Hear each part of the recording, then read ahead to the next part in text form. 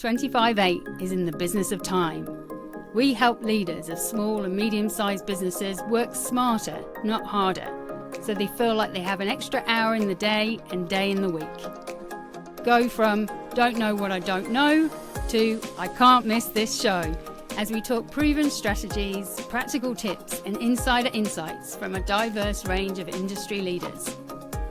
Make time to grow your capabilities and confidence with 25/8.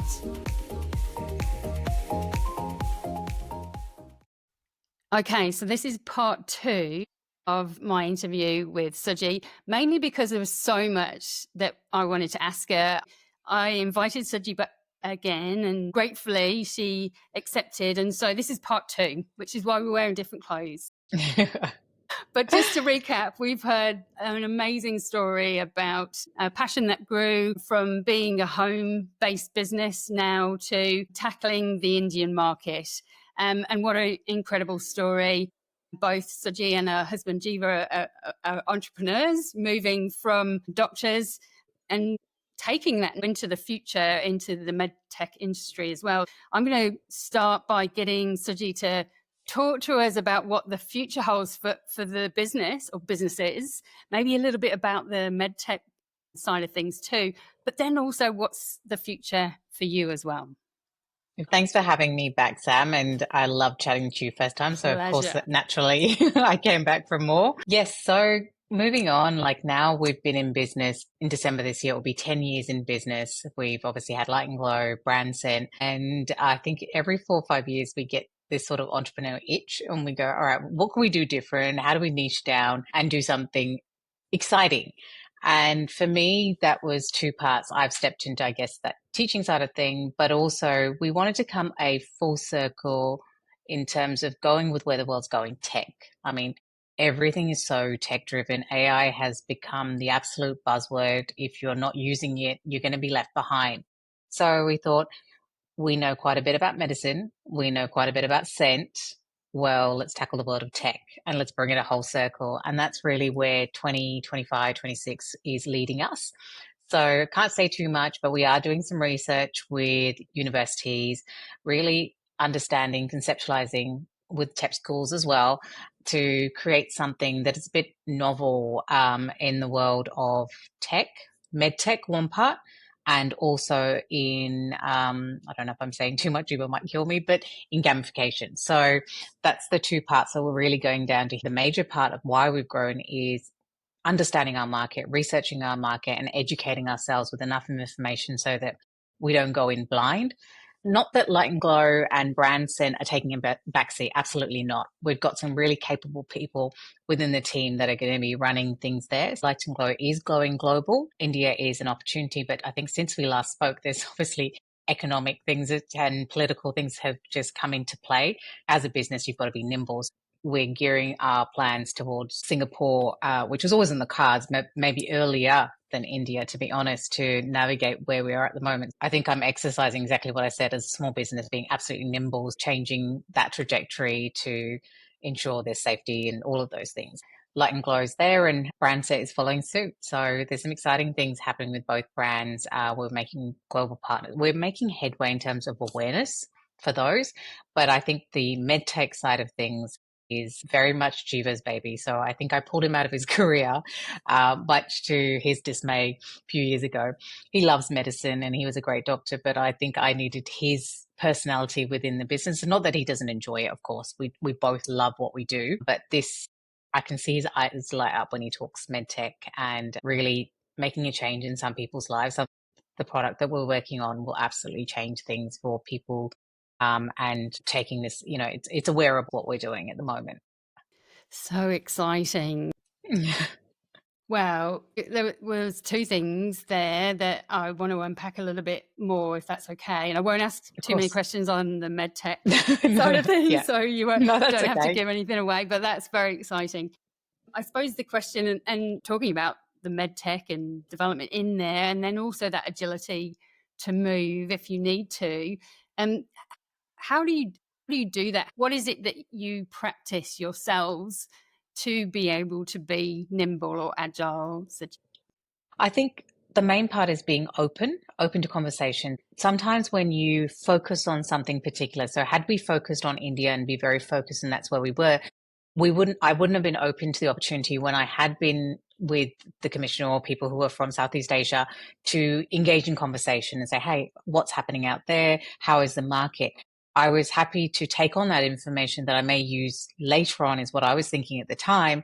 But little did I know it was actually sowing a seed for what I needed quite soon. So I say to anyone that we need to be open to opportunities and genuinely open to those conversations that we're having, be inquisitive. It might not be for right now. And that's exactly when we launch a product or anything at all. It might not suit the market right now, but in a few months' time or a few years' time, that information or that course that you did or what you learned comes into play. So that's really what I say, that that that's probably, as a researcher, having spent 10 years in research, I love to uncover things and I guess park it away for a bit later. And even when I'm in, for example, conferences or masterclasses, I'm constantly writing down points that I would go back and reflect on. It made sense in one context at that time, but when I relook at it, it means something completely different. So that's how I manage it. Yeah, that's amazing. And I'm very similar in that I'm constantly just taking the little nuggets that make, sense in that context. But often I'll come back. There was an Eisenhower quote that I said in a workshop yesterday, that we were talking about the importance of planning, which isn't Yeah. sexy. Most people just want to get it done. Yeah. And I think there's this, especially in the startup world, there's this focus on hustle and movement, but I think focus is harder than movement, and planning feels boring. And the Eisenhower quote basically said, I might go to battle and my plans are useless, but the planning was the most important aspect of winning the war. And so essentially it's around that prep work. You've done the thinking, you've done some preparation, you've done some planning, and you're never going to know when you're going to need that, but having done it really helps.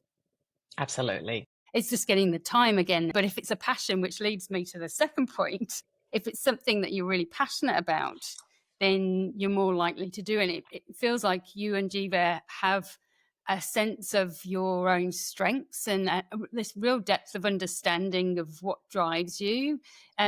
Would you agree? How have you, has that been a sort of uncovering, or how have you worked through that? Working with your partner is, sometimes it tests your patience, that's for sure. But we're very different people. And even from our days at RCH, we've always worked together. So we've driven into the hospital together, we've driven out, and our departments were almost on some times and, two ends of the corridor. So we'd meet for lunch. So it wasn't anything new for us. But the one thing that we realized when we decided to go into business together, we are yin and yang. I am creative, whereas he's left brain. He's very analytical structure, which absolutely exactly what you just said, Sam, in terms of planning. He's really about ensuring that we've got things in place so that we can keep moving. And when it comes to figures and accounts, he looks after that. Whereas I'm much more creative and I'm bringing the ideas to the table. I am the researcher, so I'm taking it in and say, how should we plan this? Because we have our strong suits, we stick to it. And also we have clear defined lines as to who calls the shots in which business. So when it comes to Light and Glow, at the end of the day, if we're at loggerheads, I am calling the shots. Branson, he calls the shots. And, it changes at times. We have defined tasks within the business. Although we look after all three businesses together, we have very, very defined tasks. And that's really how we manage it. And at home with the kids, we try best, not always possible, not to talk about business. But something that we've recently started doing is actually going on walks together, just unpacking everything we need to do at that time so it doesn't flow into the house in any way or form ensuring that you've got that. Yeah, it's so important. I really like that. So you're not bringing in the energy of it at home. You're sort of on the walk. It allows it to breathe. Yeah. That's awesome. So you're talking about Jiva's eyes lighting up. He's finding a passion. He's finding something, and your passion was in that research. But talk to me more about the things that light your fire, light your candle, should I say? That's really cheesy. But talk to me more about the things that sort of drive you, Suji. That's going to be my next meme. Yeah, for me, it's really package design, scent design. How does it make you feel? Like when we onboard staff, I usually go over the brand. What's our core story? We're all about storytelling. That's what I absolutely love is storytelling within the business, that sensory element. How does it make you feel? I've always loved playing with words growing up. I always told my mum I wanted to go in journalism, but she wasn't having a bar of it. That's what really lights me up when I see ideas that I can take from another lifestyle as aspect. It doesn't necessarily have to be in that retail aspect and be able to apply it within our products. And consumer feedback is something else that lights, and I think that's really important within business, having that consumer feedback loops. And I just love when people come back and tell us how our products made them feel, and getting messages from people saying, hey, look what I found on my, at Melbourne Airport or Ayers Rock or things like that. And it drives you to, it's almost like a seal of approval or stamp of approval that you're doing something right. And I think absolutely need that in whatever we do, whether it's creative, anything, that we're doing something right, we're doing something, and it just fuels that passion. Yeah, no, definitely in the creative world, that design thinking, that understanding of people and the value you provide, that is a necessary part of the cycle. Yeah, Creating something of value, that creation needs yeah, that cycle, and which is why that customer feedback loop is part of the process. And yeah, that's what I've heard throughout our conversation together is this real human centeredness, Saji, throughout the focus on people, the focus on their development, the mentoring, and even through your creations, the yeah. creative elements, the focus on that brings to people the value that can have on people as well. So, what for you now? What's the future? Where do you want to take your passions? Where are you going? For me, I love what I'm doing. Like I mentioned a little earlier, I've stepped into the world of teaching, a little bit of giving back. And for many, many years, when I had been asked, I didn't think I had the depth of knowledge, and especially in business, because that's not what I had graduated in. But I think 10 years in business, I can safely say that I know a little bit about how to scale and grow a business. But the more I do it, I realize just the passion entrepreneurship and people who step into entrepreneurship have. They have this buzz and it's infectious. For us who started as entrepreneurs and are now business owners, and probably that's why every 4 years we do something new, because entrepreneurship is exciting. Business ownership becomes quite mundane at times. And for me and Jiva, we're both quite people who are quite excitable. We want to have that passion, keep reigniting it. And for me, I stepped into teaching. So I'm doing a little bit of work with Monash University in their case programs, mentoring students there. And then I deliver masterclasses at La Trobe. For me, seeing them, talking to them after the class, seeing the feedback they give me, it's another form of reassurance. It's that emotional response from them absolutely validates what I'm doing is working and they're benefiting as well. So it's a mutual symbiotic relationship. I get that buzz, I get that passion, I get that drive back. And for them, they get in the information and avoid hopefully the pitfalls that we, fell into as we grew our brand. I think there's so many benefits to being a mentor, having that relationship through the coaching and mentoring we do, and the teaching in our programs. I always make sure I take at least one thing from you. What can I learn? What can I learn from this? What is Mm. this teaching me as well as an entrepreneur or business Yeah. leader? I think there's so much to gain, and you're right about that. It instills the passion back in because it can ebb and flow for sure. So Yeah. having that passion again is definitely useful. Do you see then for you, your future is more focused? Can you see yourself being removed from business? I saw a post the other day mentioned about funding and VC. Yeah. And so in my mind, I was like, oh, this makes total sense. Yeah. I also wanted to talk to you about your diversity, equity, and inclusion advocacy. And so I almost had this picture of you leading a VC firm, and that was your role. And so that's where you got your stimulation Yeah. from different businesses. And have you Oh, ever you thought never, about? never say never. And as you were talking, I was like, oh, that sounds intriguing. But both our brands have been the reason I was going into funding and seeking more information so that, deliberate data seeking, was because both Light and Glow, our brand scent, are completely 100% founder funded. We started with $237 in Light and Glow, and we haven't invested other than time, blood, sweat, and tears into the business. And so now with this MedTech side of things, we feel that we not only need funding because it is quite expensive. Tech is testing and the research side of things. And with the other two brands growing, we've got to be conscious that if we pull a plug from there, does that collapse that business? So being very strategic, I started to seek out funding, but I didn't want to go in blindly. So I have set about understanding what grants there are and the debt, what is debt funding, what is crowdfunding, angel funding, seed funding, oh my God, and VC. So there is so much out there. There's absolute minefield. Now I kind of sit there and go, wow, like which way do I go? I'm confused. I feel like I'm starting from scratch. So I've been meeting people, understanding. So people who have the wealth of knowledge, who are able to guide me. So ensuring that I'm building relationships with them, sitting there for coffee and kind of going, hey, how do I navigate this? What's the best pathway? And all the time ensuring, as I mentioned with the MedTech, it's still undergoing IPs, research and things like that. So I've got to be very conscious in what I say. That's new for me because I love talking about my products. But you're right, it may lead us there. It might be something that we might get into VC ourselves. But one of the things that we've practiced throughout our business, and it has been ensuring it has been ethical. That comes from practice in medicine, making sure we're doing things correctly. So sometimes our growth hasn't been as exponential other brands. So we're still Australian made, we employ locally, all of those things, because I hold those kind of aspects dear, and featuring female founders. Maybe when we do set up a VC fund, it's a little bit different. So watch out, world. I think everything that we've done hasn't been by luck. It's absolutely been layered, deliberate, and backed by data. So we'll see what happens in the future. It's exciting, but yeah, it's like learning something completely new. It's a different type of business and a different way of doing business. Yeah. It is quite scary. It's quite a scary world. And you've got extensive experience in marketing now. Marketing can feel quite scary to others because of the language that they use. And I think similarly in the tech, in the startup world, there's a lot of language that is used that you have to unpack and say, well, what does that mean? Yes.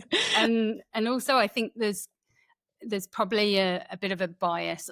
Not that's probably the wrong word, but conservatism, I think, in the Australian market, and maybe a bias towards known or things that have happened before. I've certainly seen here. So it's great that you have, and it comes back again to the being human-centered, focusing on people, thinking about the ethics, but also then because of your integrity, being able to call upon others to support, and people would be willing to support you through that because of your integrity. Do you think, for you personally as Suji, do you think that this is a world that you will fully immerse yourself in or learn about and sort of hand over, very similarly to maybe brand scent or something like that? In terms of the medtech side of things? Yeah, absolutely.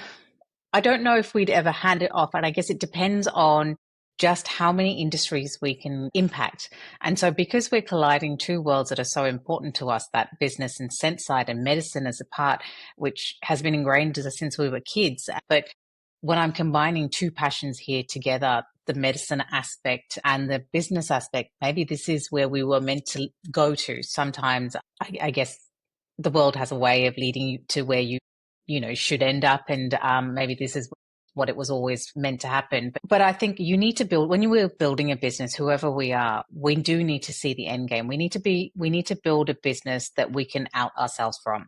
So if we become the core nucleus of the business, that if you take yourself out of it, that it just crumbles, then essentially we're not building anything that is going to be lasting. So we will build it to a point where that we are no longer needed. Whether we keep it on or not, I guess it depends on who comes on the team, who can continue to do what we do the way we do it.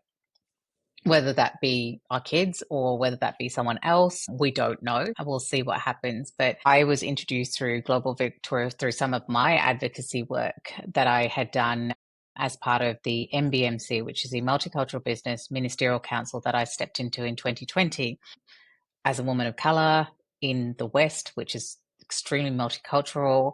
But unfortunately, COVID obviously came into play. And so all our meetings were done virtually. So there wasn't much of an impact. And then also in 2020, we were only 4 years into business. I didn't realize that I had done how much of an impact that I can have. But at the end of my term of the 3 years, I realized that this is something that I absolutely do love doing, working with those organizations. So this year, that is being resurrected. The MBMC and Small Business Council are coming back in 2025. And I've been asked by Minister Natalie Solomon to step into the Small Business Industry Council, which is a slightly larger organization with more impact. And as I say that, I feel a little sad that I left the MBMC behind, although they work together. But the fact that the Small Business Council has more impact and not so much the MBMC is sad fact. And so hopefully we can bridge that, bring those together in the term that I've got for 3 years, and make some changes. I am definitely not a politician by any form of means. I'd love to have my own voice. I want to be able to say what I can, do what I can do. So I will remain doing that. But it's more out of passion for people, the people that are within my team, the people within my community, everyone within my circles, the people, you, me, everyone can benefit from changes that helps small businesses excel. Founders find their feet faster. There are so many business ideas that I've heard and come across that have fallen flat because they just haven't had the help. It wasn't until we got involved with Wyndham City Council, we started to realize what was there. And then we thought, hold on, your local LGA has this much. How about your local government? Wow, that's a lot. What about your federal government? We're talking Austrade and things like that. So unless you seek the information, unfortunately, you don't get. So I just wish things were a lot easier to navigate. Yeah, there's a lot of complexity, I think, in government and organisations. And you touched on a couple of points there. Funding, definitely one, and changing of governments don't help, and that continuous change doesn't help as well. And then what to focus on for them. So it takes people in the community who have purpose and want to make impact to make that change. And essentially, without them, sometimes that it doesn't happen. And what incredible work you're doing. And, and this is the thing for, hopefully the listeners will appreciate when as small business owners, not just one small business as well, Suji, but as small business owners, time is one of the most precious resources, and really working to get time is what I feel a lot of the time you're doing. And so then to say, I'm also going to give back. I'm also going to say, what else can I do? I need to make change. I need to give a voice to this. I think is, like I say, incredibly honourable, but also expands your impact as well on the community. And the MedTech feels, like I say, very exciting, but it feels like, as you say, it's combining passion. So this might be where the purpose lies. And in some cases, a lot of businesses might have had stepping stones to get to find it, and they've not been successful. But you guys have built these really successful stepping stones on the way as well. And so for anyone that you teach or mentor, I think they'd be very lucky to speak with you and get some advice, because you wander around in the dark in the early days. And so you've got so much to help people with. They could walk away with a lot. And being so human-centered, so people-focused, I think then that means that you have this continuous improvement focus. How can I do that? How can I do that again? How can I do that better next time? There's actually one little truth. Light Glow wasn't my first business. In 20, it wasn't a business actually. I didn't even realize I was getting into business when I signed up. It was a friend of mine was doing what I learned afterwards was MLM. So I ended up getting into that. I never sold anything. I think I bought, you had to buy or sell a minimum of $400 a month. I bought that myself and just stocked my cupboard with it for about 6 months before I realized, actually, this isn't working.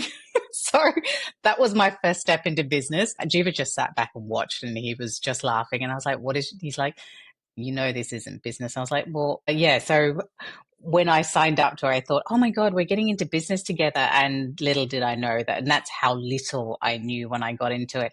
And so when was that? Still there, what about 2012, 2013? And yeah, then I had 6 months worth of vitamins and skincare in my cupboard that I had bought and it was sitting there. So I can't say I've always got it right. But yeah, that was my first foray into business. Yeah. Yeah, well, it's good. It's an early one, and they say Pear shaped. fail and fail fast, and it's Fast. Yeah, that's it. yeah. I'd be the same as well. I'd be like, I have done that before. You end up buying it. The school chocolate things. I've done that before, and I've not sold any chocolate, and we've ended up paying for all this chocolate that sits in the cupboard. What a interesting start into entrepreneurship. I suppose then that's the good lesson of what not to do very early on. But amazing.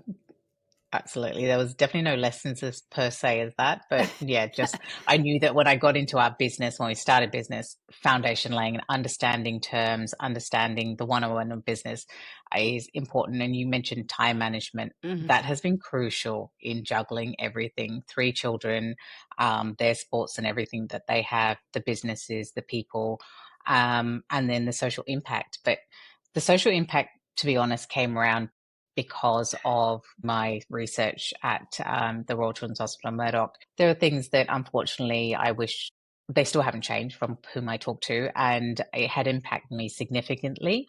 And so I knew that I needed to move out. And when I moved out, and if I were to do something else, and the moment I stepped into business, I realized actually this is so much more than just commercial. This absolutely has to have a social purpose. And in the last 9 years of building the business or businesses, I've had so much more personal growth that I am absolutely thankful for.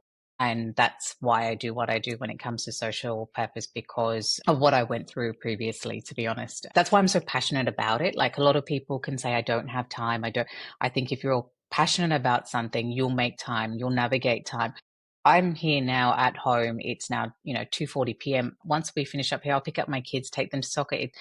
But things are still operational. I'm still around. It's not that it can't be done. And one of the reasons I talk about what I do is that it is possible. It's that it's not impossible. I'm not a superwoman. Absolutely not. But I don't know. I can show you it's possible. So I can show you that it's possible to do and to love it. And I'm not going to say it's been glory. There's lots of guts in there too. So as long as you're prepared for that psychologically, then step in and you'll find the help. You'll find your feet. What a great way to end today's podcast, Suji. There's so many insights there, so many lessons. Your personal account, your passion, your dedication to helping others, your human-centeredness, your ingenuity, your innovation will definitely set you apart in the future. I'm so excited to hear what happens in the next year or so and see how that progresses. I'm incredibly honoured that we can call you an industry mentor for 25/8 as well, so that people can gain insights when they're developing their own strategies to grow their business. And I think they would be very lucky to have those sessions with you. So thanks for joining us on the part 2 of the podcast. And it's been an incredible pleasure to chat to you and hear more about your journey, your passions and your superwoman aspects, because I definitely think there is a little bit of superwoman in you. So thanks so much, Suji. Thanks so much, Sam, for having me. Absolute pleasure chatting. And can't wait to get stuck in. Awesome. Thanks, guys. Thanks for listening to Make Time, a business podcast by 25/8. If you like the show, please take a moment to write a review and feedback on what you'd like to hear next. If you never want to miss an episode, hit subscribe or follow on your favourite listening channel. If you want to get even smarter, join our newsletter, community, or take one of our programs. Links down below. See you next time.